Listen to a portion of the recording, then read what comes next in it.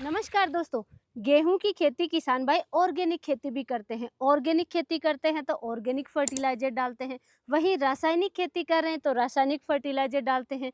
कुछ किसान भाई सेमी ऑर्गेनिक करके बहुत अच्छा प्रोडक्शन लेते हैं। लेकिन आज हम बात करेंगे ऑर्गेनिक खेती 100% जो किसान भाई ऑर्गेनिक खेती कर रहे हैं, यानी कि उसकी क्वालिटी के साथ साथ में ज़्यादा से ज़्यादा फुटाव चाहिए, आगे चल कर के बालियाँ लंबी चाहिए। ऑर्गेनिक खेती में बड़ी समस्याएं आती हैं शुरुआती अवस्था से ही दोस्तों। अगर फर्टिलाइजर की कमी रह गई, पोषक तत्व की कमी रह गई, तो आगे चल कर के लंबी बालियां नहीं निकलती हैं। दाने का भराव इतना अच्छा नहीं होता है, इतनी शानदार क्वालिटी नहीं बन पाती है ऑर्गेनिक फार्मिंग में। ये सबसे बड़ा चैलेंज होता है किसान भाइयों के लिए। और गेहूं की फसल में तो जब गेहूं की फसल में पहला पानी देते हैं, तभी से सबसे बड़ा चैलेंज शुरू हो जाता है। भाई पोषक तत्वों की पूर्ति कैसे करें। गेहूं में सबसे ज्यादा नाइट्रोजन की आवश्यकता होती है, ज़्यादा बढ़वार के लिए, ज़्यादा फुटाव के लिए। अगर नाइट्रोजन की कमी रही, यानी कि यूरिया फर्टिलाइजर की कमी रही, तो डार्क ग्रीन पत्तियां नहीं होंगी। देखिए जैसे मैं अभी यहाँ पे बैठी हूँ, कितनी चौड़ी पत्तियां हैं, बहुत चौड़ी चौड़ी लीफ हैं, डार्क ग्रीन है और ज़्यादा से ज़्यादा यहाँ पे कल्ले निकले हुए हैं।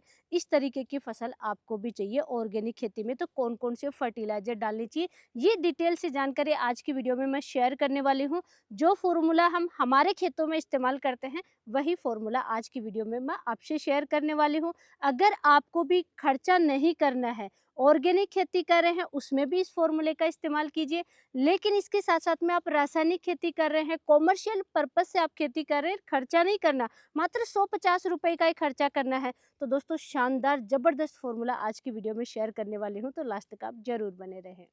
तो सबसे पहले तो दोस्तों गेहूं की फसल में पहला पानी कब लगाना चाहिए, ये सबसे इम्पोर्टेंट है। देखिए कुछ किसान भाई 20-21 दिन पे पानी लगाते हैं, जहां पे बिल्कुल रेतीली मिट्टी है वहां पे 18 दिन पे भी पानी लगाते हैं। और जहां की चिकनी मिट्टी है, वाटर होल्डिंग कैपेसिटी अच्छी है, जहां पे पानी का भराव लंबे समय तक रहता है, वहां पे 30-32 दिन पे किसान भाई गेहूं में पहला पानी लगाते हैं। जैसे कि एमपी है, राजस्थान है, पंजाब हरियाणा है, यहाँ पे मोस्टली किसान भाई कैसी भी मिट्टी है, नमी रहे या ना रहे, 20-22 दिन पे पहला पानी लगा देते हैं। आपको सिर्फ इतना देखना है दोस्तों, जैसे कि ये गेहूं की फसल में 20-22 दिन पे आप देखेंगे नीचे जो जड़ें होती हैं, उनसे थोड़ा सा ऊपर बहुत गुच्छे नुमा जड़ें निकली हुई होती है, सफ़ेद जड़ें होती हैं, वाइट रूट जो खाना खाने वाली जड़ें होती हैं, जिन्हें हम क्राउन रूट कहते हैं। और जहाँ से जड़ें निकलती हैं, वहीं से दोस्तों ये कल्ले निकलना शुरू होते हैं। ये देखिए इस तरीके से नीचे जड़ें निकलती हैं उस पॉइंट से, और ऊपर ये कल्ले निकलते हैं। तो ये आपको पहचान करना है कि क्या जड़ें निकलने लग गई हैं, ऊपर क्राउन रूट निकलने लग गई हैं, तभी आपको पानी चलाना है। उससे पहले पानी नहीं चलाना है, और उससे लेट भी नहीं करना है। ज़्यादा लेट करेंगे तो क्राउन रूट है उनका विकास नहीं हो पाएगा, ये आपको ज़रूर देखना है दोस्तों। अब हम बात करेंगे दोस्तों पहले पानी के समय में फर्टिलाइजर क्या लगाना चाहिए आपको, ताकि देखिए इस तरीके से चौड़े चौड़े पत्ते निकले, लंबे लंबे पत्ते निकले, डार्क ग्रीन लीफ होनी चाहिए। तो इस तरीके का फुटाव आपके खेत में भी हो और खर्चा भी नहीं हो किसान भाइयों को।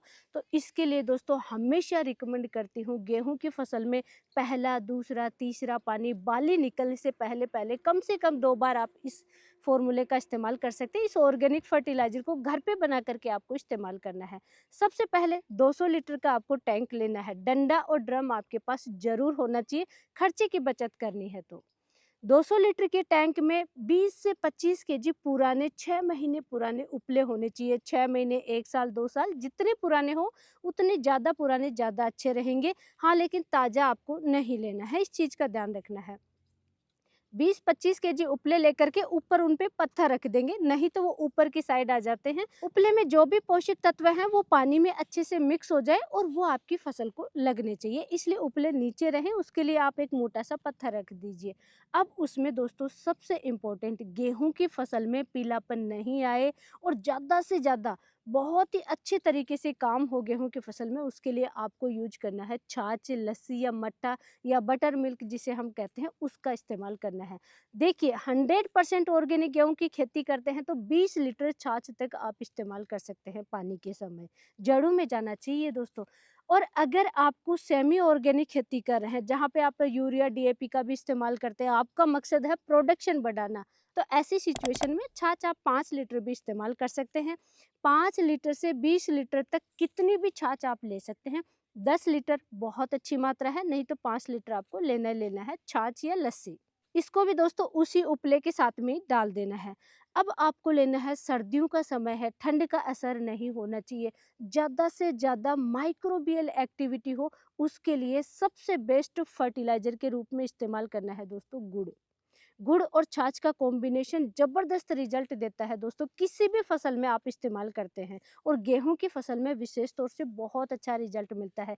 देखिए, organic bio fertilizer, bio pesticide और बायो इंसेक्टिसाइड का काम करता है छाछ, और सेम यही दोस्तों बायो फर्टिलाइजर है, बहुत अच्छा फर्टिलाइजर है गुड़।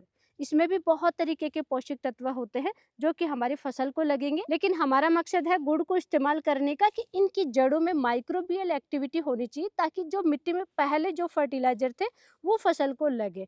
और दोस्तों, ठंड का असर भी नहीं होना चाहिए, वाटर होल्डिंग कैपेसिटी अच्छी हो, उसके लिए आपको गुड़ का इस्तेमाल करना है। 2 अलग से फर्टिलाइजर आपको और डालने हैं, अगर आपके पास हैं तो। सबसे इम्पोर्टेंट है दोस्तों seaweed fertilizer, seaweed extract fertilizer भी इसे कहते हैं, सिंपल हम सीविड फर्टिलाइजर के नाम से जानते हैं। जितना शुद्ध मिल जाए उतने शुद्ध सीविड फर्टिलाइजर को गेहूं की फसल में पहले और दूसरे पानी दोनों समय आपको इस्तेमाल करना है। ज़्यादा से ज़्यादा फुटाव चाहिए, ज़्यादा से ज़्यादा ये कल्ले चाहिए दोस्तों, कंप्लीट डेवलपमेंट चाहिए, जड़ों का भी विकास और ऊपर भी विकास, एक गुच्छे नुमा पौधा निकले, तो उसके लिए सीवीड फर्टिलाइजर सबसे जरूरी है। हाँ, लेकिन 10% 5% वाले का रिजल्ट इतना अच्छा नहीं मिलता है। कोशिश कीजिए 80% वाला जो पाउडर फॉर्म में अगर जो मैं यूज करती हूँ वो मिल जाए तो बहुत अच्छा है, उसका आप इस्तेमाल कीजिए। सिर्फ 1 kg प्रति एकड़ इसी ड्रम में आप डाल लीजिए दोस्तों सीवीड फर्टिलाइजर। नेक्स्ट दोस्तों, अगर आपके पास है तो आप फुलविक भी डाल सकते हैं।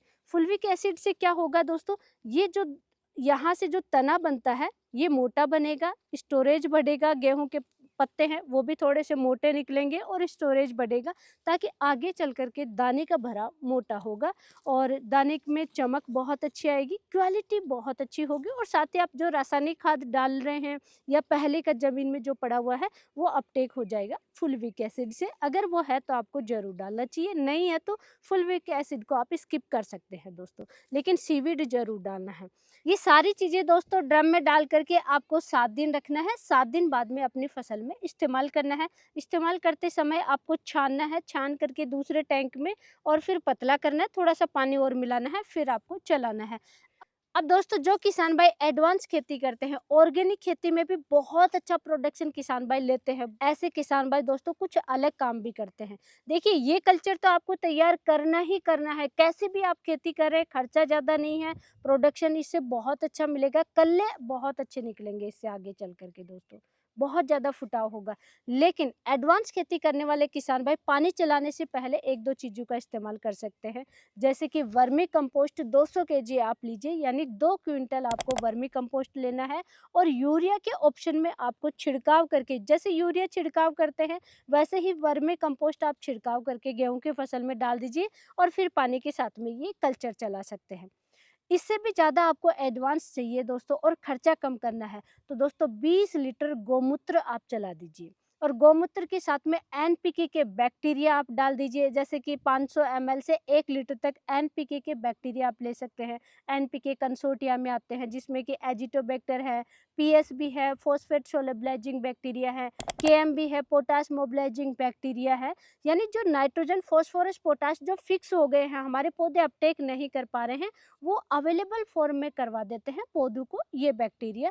तो आप एनपीके कंसोर्टिया का भी इस्तेमाल कर सकते हैं, और गोमूत्र का तो आपको यूज कर लेना चाहिए दोस्तों, अगर आपके पास पशु हैं तो जरूर इस्तेमाल करना चाहिए। 20 लीटर प्रति एकड़ के हिसाब से पानी के साथ में ही आप चला सकते हैं, जैसे पहले गोमूत्र चला दिया फिर आपने कल्चर चला दिया, या पहले कल्चर चला दिया फिर गोमूत्र चला दिया, साथ में ही आप चला सकते हैं दोस्तों। और रासायनिक खेती में दोस्तों क्या क्या फर्टिलाइजर डालने चाहिए, जैसे यूरिया है, जिंक सल्फेट है, ये क्या क्या डालने चाहिए, कितने मात्रा में, तो उसका मेरा ऑलरेडी डिटेल वीडियो आ चुका है।